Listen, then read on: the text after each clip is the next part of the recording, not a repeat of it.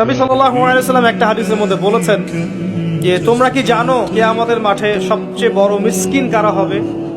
সাহাবায়ে কেরাম বলছেন, আমরা তো মনে করি যার সম্পদ কম, অর্থবিত্ত কম, সেই সবচেয়ে বেশি মিসকিন, সবচেয়ে বড় মিসকিন। আল্লাহর নবী সাল্লাল্লাহু আলাইহি ওয়াসাল্লাম বলছেন, বরং প্রকৃত মিসকিন সে ব্যক্তি যে কিয়ামতের মাঠে নামাজ, রোজা, হজ, যাকাত আমলের নেকি নিয়ে উঠবে, পাহাড় সম নেকি নিয়ে উঠবে, কিন্তু অনেক পাওনাদার দাঁড়িয়ে থাকবে।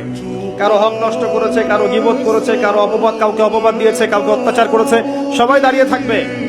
এদের হক আদায় না করা পর্যন্ত সে পুলসিরাত পার হতে পারবে না। তখন কি করতে হবে? নিজের নেকি ওদেরকে দিতে হবে, কারণ তখন কোনো বেচা কেনার সুযোগ নাই, হক আদায়ের কোনো সুযোগ নাই। নিজের নেকি ওদেরকে দিয়ে শোধ করতে হবে। নেকি শেষ হয়ে গেলে কি হবে? অন্যের গুনাহ তার আমলনামায় আসবে। পরে দেখা যাবে ওই ব্যক্তি জান্নাতে চলে গেছে, আর এই ব্যক্তি পাহাড় সমান নেকি নিয়েও জাহান্নামে চলে গেছে।